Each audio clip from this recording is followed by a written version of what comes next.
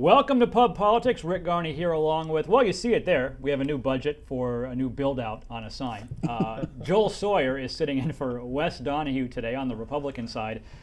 Phil Bailey on the Democratic side, constant. That's right. As always. Wes is out doing Wes things on the left coast. On the left visiting coast. a liberal state. Is that Liberal correct? San Francisco. All right. Well, Wes is getting some things done, so we'll talk politics while he's gone. South Carolina primary day has come and gone.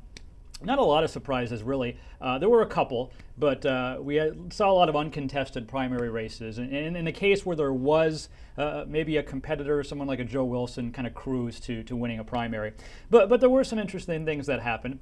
Phil, I'm going to start with you just to get your first general reactions. What stood out to you as we covered this primary election here this week? The voter confusion that was out there with that as a result of the ballot chaos we've been talking about, and the extremely low turnout. Yesterday. I mean, a state senate primary, we're averaging around 4,000 folks showing up.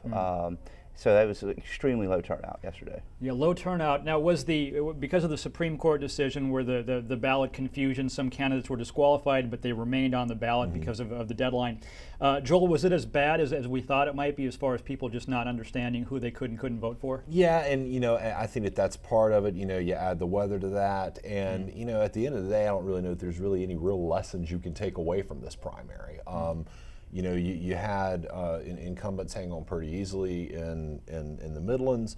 In the upstate, you had a couple of incumbents knocked off, but a couple of other incumbents just really won pretty resoundingly. Yeah. It's really tough to take any larger lessons away from it. The 7th congressional district, this was an interesting case because it's a new congressional district in South Carolina. So you had primaries on both sides because it's the first time. Two Republicans are going to a runoff. Not a lot of controversy there. You have Andre Bauer and Tom Rice, who are going to go to a runoff because neither one got 50%. Now, in the Democrats' side, Phil, we thought for a while it was going to be a runoff election, and then all of a sudden the Ted Vick factor happened, where Ted Vick, who dropped out of the race for this seat a couple of weeks ago after his arrest, well, he was still on the ballot, and he got a lot of votes. I think over 2,000 votes, something like that. So when they counted those votes, it was a runoff between two contenders, Preston Britton and Gloria Tinubu. But then the Election Commission said, no, we can't count those those votes because he dropped out of the race, and that swung the race in favor of Tinubu without a runoff.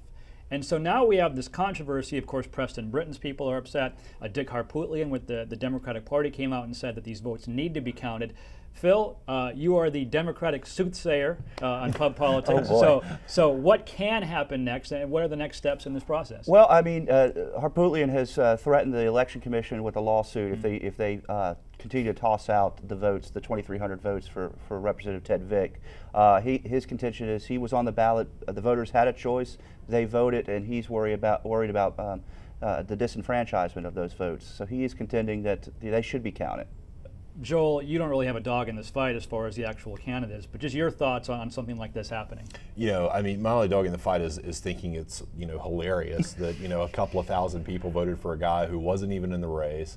After the entire Democratic establishment came out and endorsed this Britton guy. I mean, it's got to be a black eye for the Democratic Party to have the Jim Clyburns of the world and other folks go out here and endorse someone who lost presumably to a no name. Now, in terms of disenfranchisement, look, I don't know that people being too dumb not to vote for a guy who's not even running anymore is disenfranchising anybody. But it does strike me as odd. I mean, I don't know that I've ever seen. I don't know if I've ever seen a situation like this. But I know, for example, in the presidential preference primaries, by the time we got to the Republican primary in South Carolina, a number of people had withdrawn. But they were still on the ballot. But they were still on the ballot, and people could vote for them, and those votes were tallied by the Election Commission. Now, again, that's a very, very different than a primary. But I'm curious to know the Election Commission's rationale for doing this and whether or not there's precedent for it. And that's what the Democrats want. They want something back from before they take the next step. They want to know what. Right. They want something definitive. Yeah.